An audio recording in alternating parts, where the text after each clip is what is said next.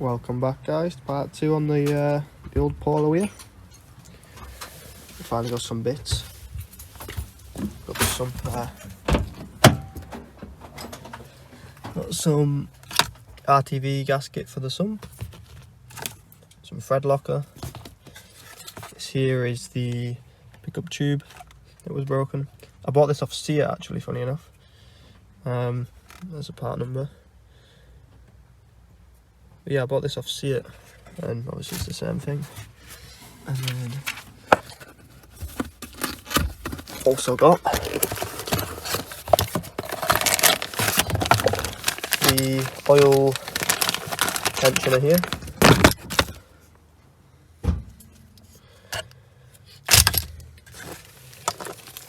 So we've got everything we need. How long are you going to be? Alright guys, so I'm going to start with doing the oil tensioner.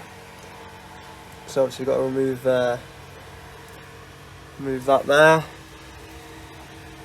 and I think there's a casing behind it. Start with taking the belt off, auxiliary belt.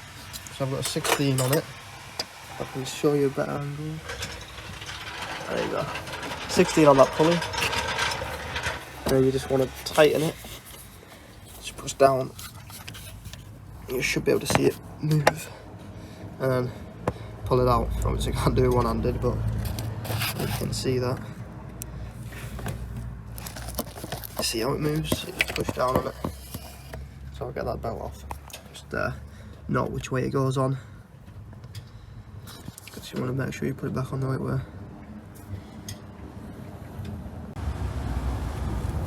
Alright, so got the belt off and scrapped the pieces, so need to get a new one anyway. But as you can see, it's not on there anymore, so we're going to take this pulley out now. And I think that's a number 19 12 point, so I'll untighten that and then get them little 4 nuts out and then see what's behind it. I might need to take this tubing off as well, probably have to do that. It looks like it'll be a 30 Torx or something.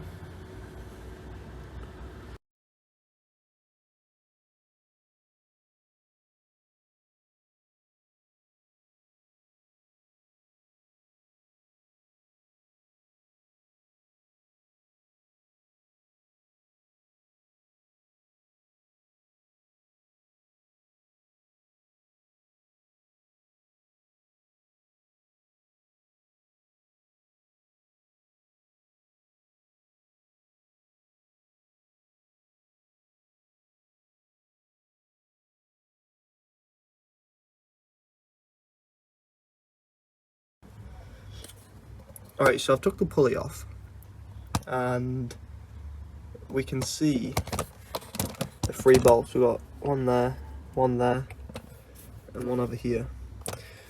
And I don't want to mess with anything, so I'm going to try remove them and just slot this one up in there. That T27 bits, so we're gonna attempt that now, and hopefully it all goes to plan. I don't think I'll be able to record though.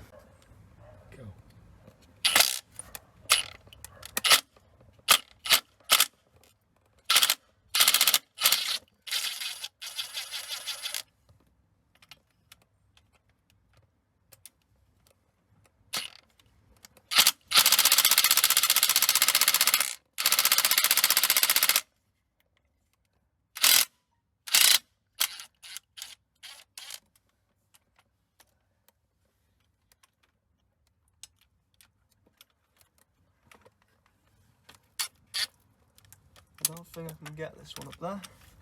It's way too big. Alright, so we've loosened the 3 bolts. And what I'm going to do is mate's going to get a flathead screwdriver and just push that tensioner back, which is just up there. Push that back over here, and I'm going to put this pin in. Hopefully we can try and get that on record. Alright, we've removed that now. So just have a little look, clean about. It's the old one there. A little clean about and put the new one in. hopefully. We'll keep it in time as well. Let's see what happens. Right, so we've got that all bolted in. Still lines up with the timing. So all we need to do now is pull this out. And hopefully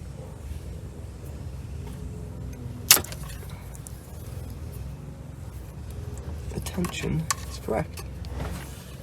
Which it looks like it is.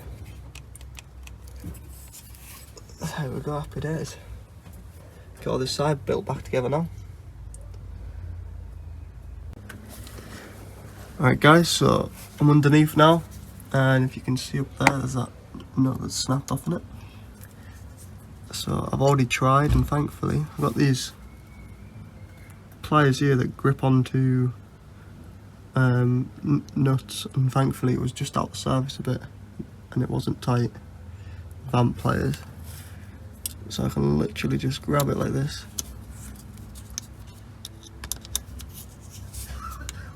Just turn it. Just put it there now.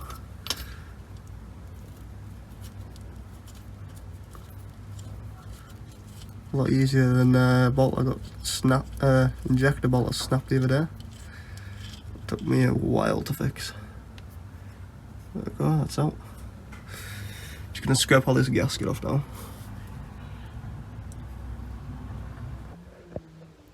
Alright, I'm just getting the sump all ready now. My brother's just getting rid of all the gasket off the old sump. We've got to put in the oil pickup. I'm just getting this one ready, taking on note of how awful that is, but it should work alright. Got a bit of Loctite as well to lock them all in, so I'm going to quickly do that. Right, that plate's all on there. Nice bead coming out of it, so that should be good hopefully. And then just waiting on them to sort that out, and then we'll put some RTV on the other side and stick it in. Alright, I've put RTV on it now. I've put the sump back on. Just screwed everything back in. Oil dipstick back screwed in. Bolted to the gearbox. These have been screwed in, I just need to tighten them up. Same with these ones. Got this plate on at the moment. I need to get the oil sensor. So I need to get that, but RTV is just curing now. I think I should be able to put some oil in about an hour, but we'll see. I just need to get these two bolts in here now. Got my special tool out again. Got one, I think you can't really see. That bolt in there's in, I just need to try and tighten it. But yeah, the sump's all on. So fingers crossed it all works out well. But I'll try to get this one tightened up now. Might tighten these as well. And then put some oil in like an hour or two and see if she runs. Fingers crossed. Right, just filled it with some oil. Got the boost pack on. Make sure it's boosting. Let's see what happens.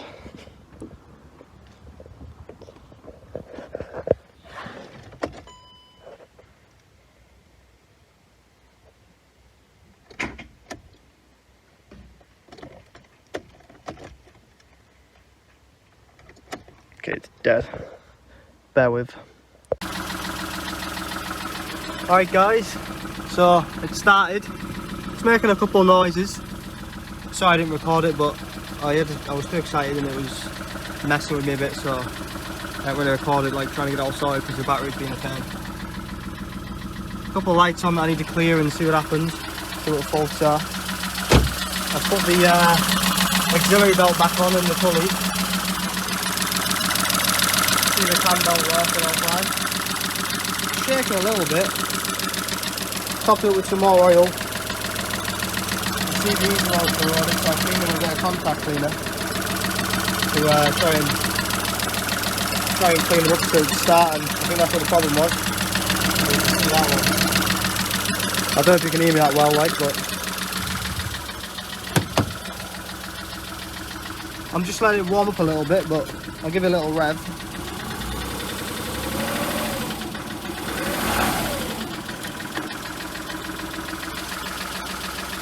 So there we go, guys.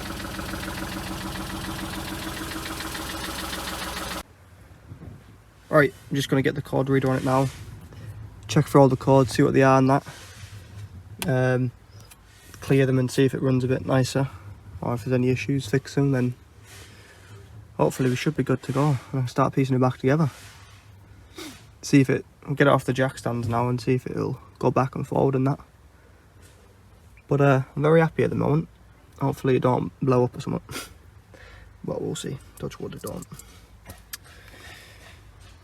Alright then, let's get the cords on, see what that's about, see if we can clear any of them, and yeah, good to go. Alright, so I read all the cords, there was loads of them, I just cleared them because probably old ones, and started the engine again. Obviously it's on jack stands, so I put it in first, put it in second gear, and then turned it back off, cleared the cords, read them. And this is what's come up. So I'm pretty sure it's an oil level temperature sensor. There's a like oil temperature sensor in the bottom of the sump that I haven't got yet, so I need to put that in. It's got like a blanking plate on at the minute, so I need to buy that and put that in. Obviously I was going to change the oil anyway. I've just put some random oil head in the shed. It's good oil, but I was going to do like a full service and stuff. Then what else we got? So yeah, oil level thermal sensor, signal 2 long high, and then power steering control module. Obviously that little one there, it's still on, so I'm not sure what that's about, so I'll have to look into that. Then also when I put into second gear, traction light came on and it wouldn't let me rev too high, but I haven't got a wheel on that side, so I wonder if it's something to do with that.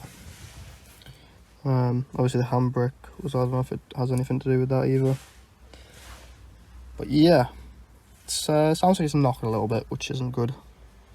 But I'm sure we'll get to the bottom of it. Alright guys, well, you waited long enough for this video. Just waiting on bits and stuff, nothing I can really do about it. But you've seen it run now.